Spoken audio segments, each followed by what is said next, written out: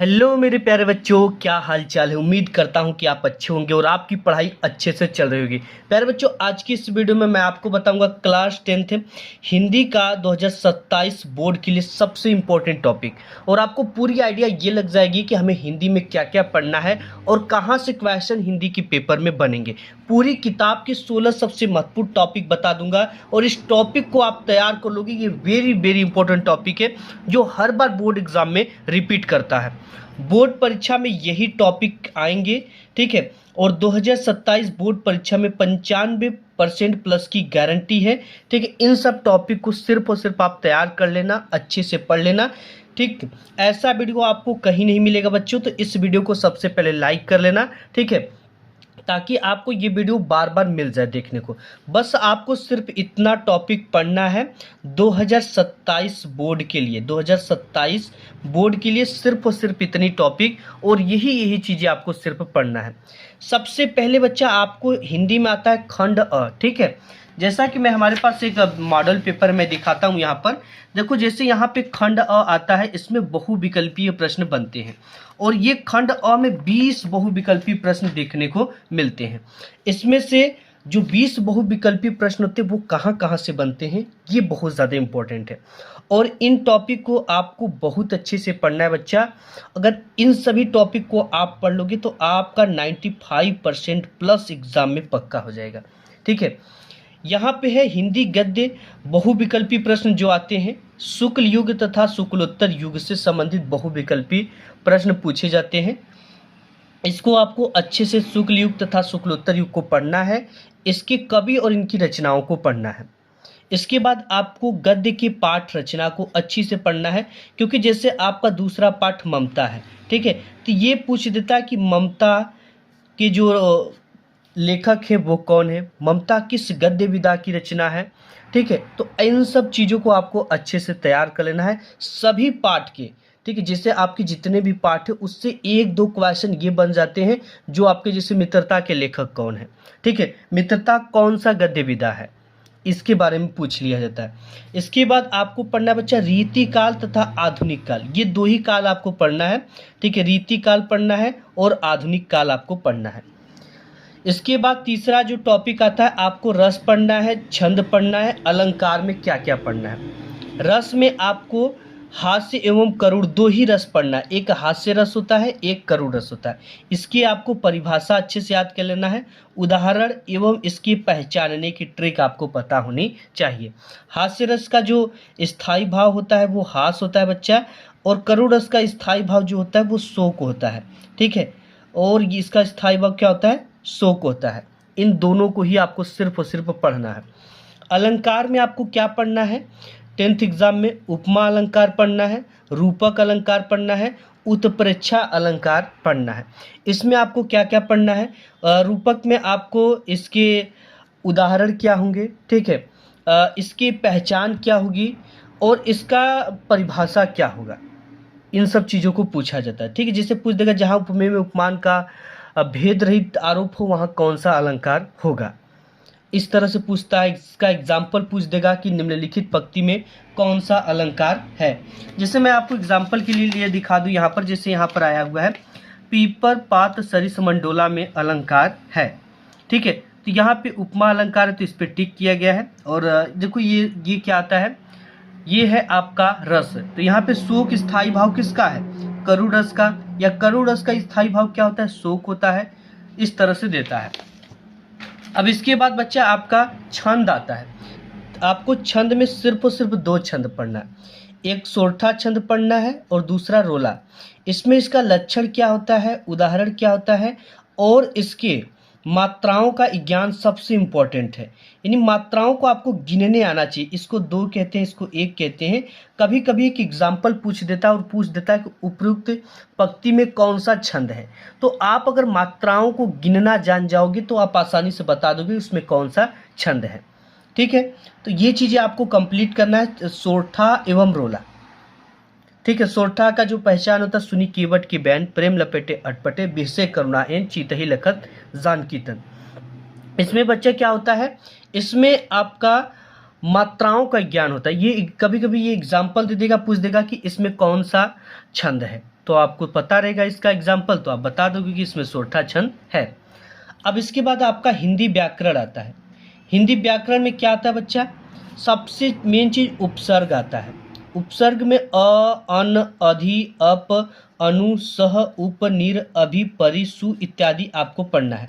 जिसे पूछ देगा कि अधिकार में कौन सा उपसर्ग लगा हुआ है, तो अधिकार में अधि जो है उपसर्ग लगा हुआ है।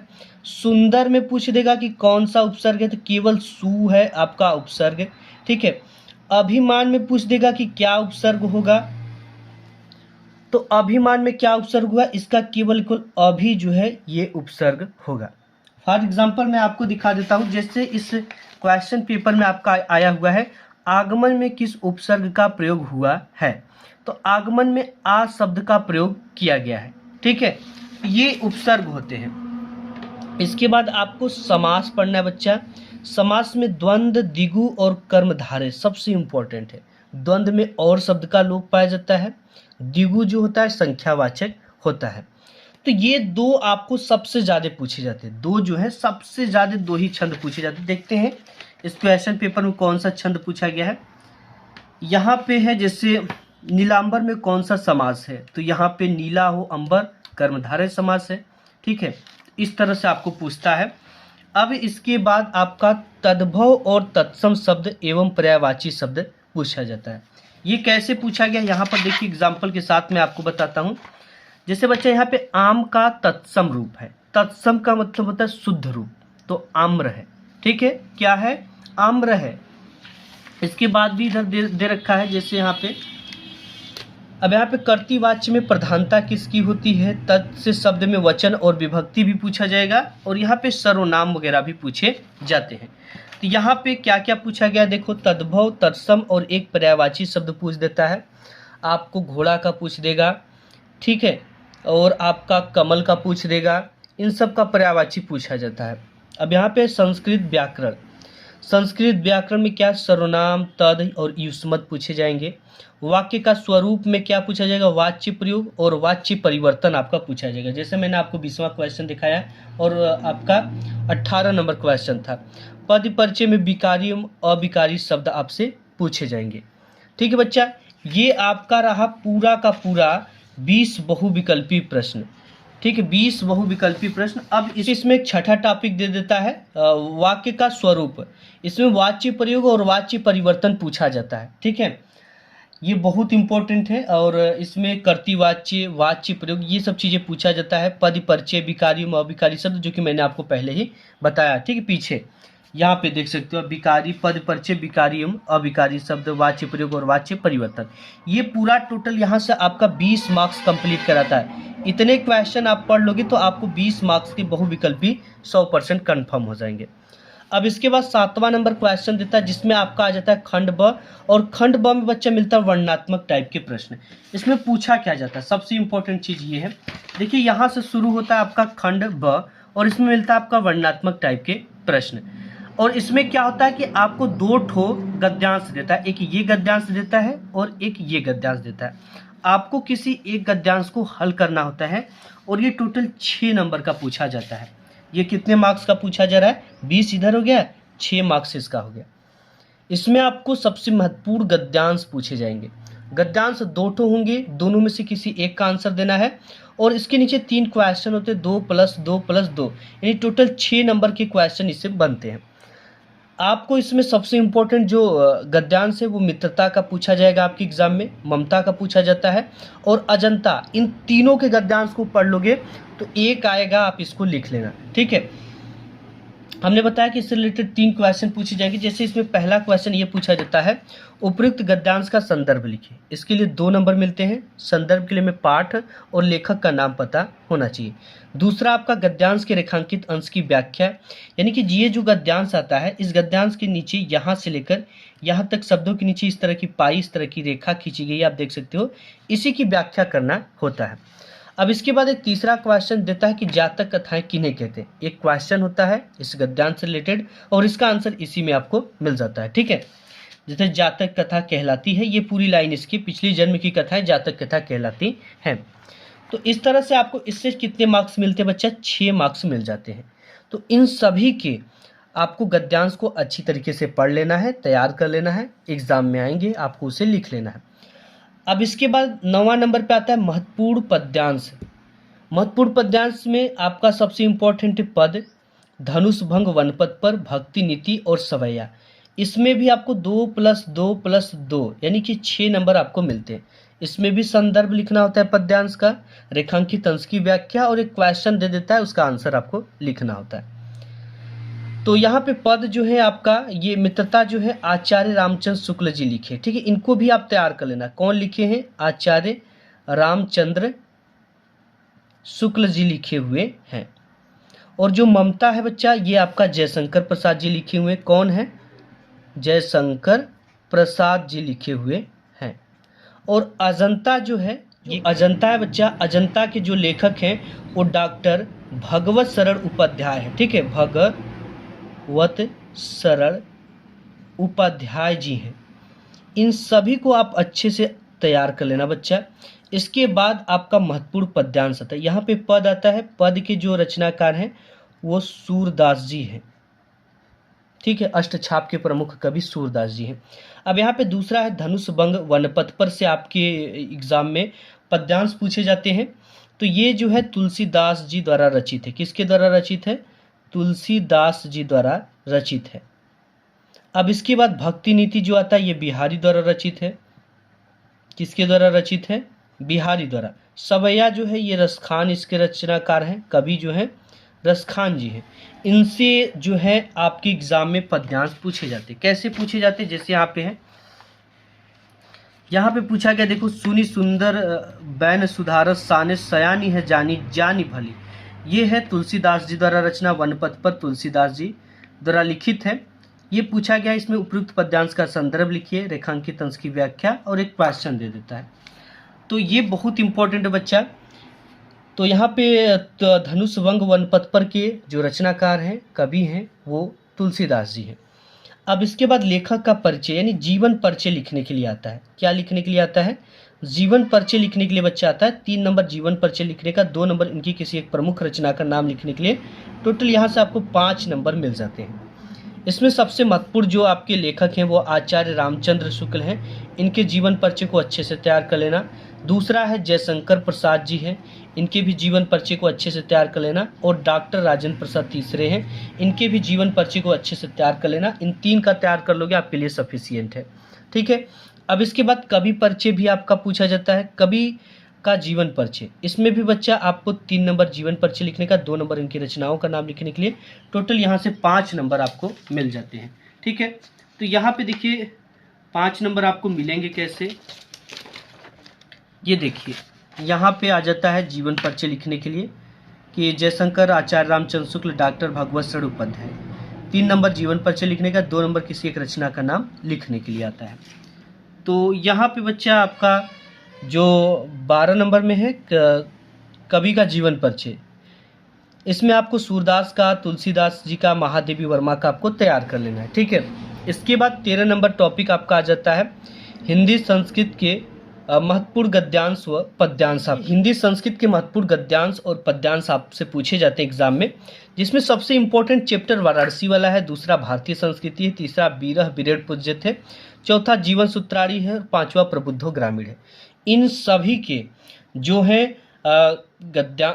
गद्यांश को अच्छी तरीके से तैयार कर लेना। वाराणसी और भारतीय संस्कृति जो है आपका ये गद्यांश है, बीरह बिरेड भी, और जीवन सूत्रारी और आपका प्रबुद्धो ग्रामीण, ये सब आपका पद्यांश है, ठीक है। जैसे यहाँ पर इस तरह से पूछा जाता है कि आपको देखो यहाँ से वाराणसी वाला पार्ट को पूछा गया है, ये होता है आपका 2 नंबर संदर्भ लिखने का, 3 नंबर इसका हिंदी में अनुवाद करने के लिए आता है। 2 ठो आता है, किसी एक को आपको करना होता है, ठीक है। तो यहाँ पर आपको क्या करना है, ये कितने मार्क्स का है?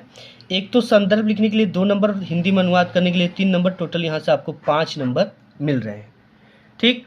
अब इसके बाद नेक्स्ट आपका यहाँ पे 14 नंबर टॉपिक आता है संस्कृत खंड के पाठ्यवस्तु से कंठस्थ एक श्लोक लिखिए जो इस प्रश्न पत्र में न आया हो।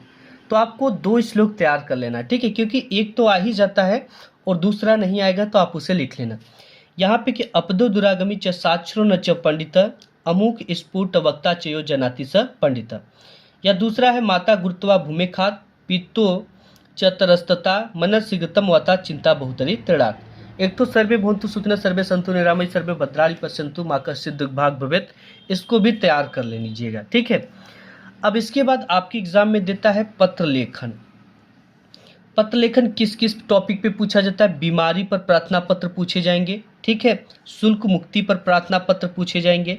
बड़े भाई के विवाह में सम्मिलित होने के लिए प्रार्थना पत्र पूछे जाएंगे। शहर की सफाई के लिए प्रार्थना पत्र पूछे जाएंगे। ये जो है श्लोक लिखने के लिए आपको 2 नंबर मिलते हैं। एंड पत्र लेखन के लिए आपको कितने मार्क्स मिलेंगे? 4 नंबर। कितने मार्क्स मिलते हैं? पत्र लेखन के लिए आपको 4 मार्क्स दिए जाएंगे। अब इसके बाद बच्चा संस्कृत के महत्वपूर्ण प्रश्न उत्तर आते हैं, जो कि सबसे इंपॉर्टेंट टॉपिक्स आते हैं। बीरह केन पूज्यत वाला क्वेश्चन पूछा जाता है। वाराणसी कस्य संगम स्थल अस्ति पदिन बिना किम दूरम याति। ये आपको 2 नंबर का पूछा जाता है। 2 प्रश्नों का उत्तर देना होता है। 3 से 4 प्रश्न पूछे जाते हैं, ठीक है। जैसे यहाँ पर पूछा गया, देखिए 4 प्रश्न पूछा गया है। गृहे सतम मित्रम कीम चंद्रशेखर स्वगिरह कीम अवदत् पहलिकाय उत्तरम कीम आसीत वाराणसी के शाम संगम स्थली अस्ति। ये 2 नंबर का है। इसके बाद बच्चा आपका 15 नंबर टॉपिक जो आपका है लास्ट टॉपिक, सबसे महत्वपूर्ण इसमें निबंध क्या क्या है? पर्यावरण प्रदूषण पर निबंध। ये निबंध जो है वेरी वेरी इंपॉर्टेंट है और हर बार लगभग एग्जाम में रिपीट करता है। इसके बाद दूसरा है विज्ञान प्रयोग एवं दुरुपयोग पर निबंध। किसी मेले का आंखों देखा वर्णन, आतंकवाद का कारण निवारण, विज्ञान के उपयोग एवं दुरुपयोग, mobile phone usage and abuses. इस पर भी अब ज़्यादा पूछे जा रहे हैं, ठीक है। इन सभी टॉपिक को आप अच्छी तरीके से तैयार कर लेना। इस वीडियो को अपने दोस्त यार में शेयर करना, ठीक है। और वीडियो पसंद आए तो लाइक कर देना। इसी तरह के और भी सब्जेक्ट के आपको इंपॉर्टेंट चीज़ें चाहिए, इंपॉर्टेंट टॉपिक चाहिए, और क्या क्या चीज़ें पढ़ना है, और कौन सा टॉपिक कितने चैप्टर कौन सा नंबर कितने का आता है, ठीक है। अगर आपको मैथ साइंस और किसी भी टॉपिक पे चाहिए तो आप कमेंट करना, तभी मैं आपको बनाकर दे दूंगा, ठीक है। वीडियो पसंद आए तो लाइक करना। मिलूंगा नेक्स्ट वीडियो में, तब तक के लिए धन्यवाद।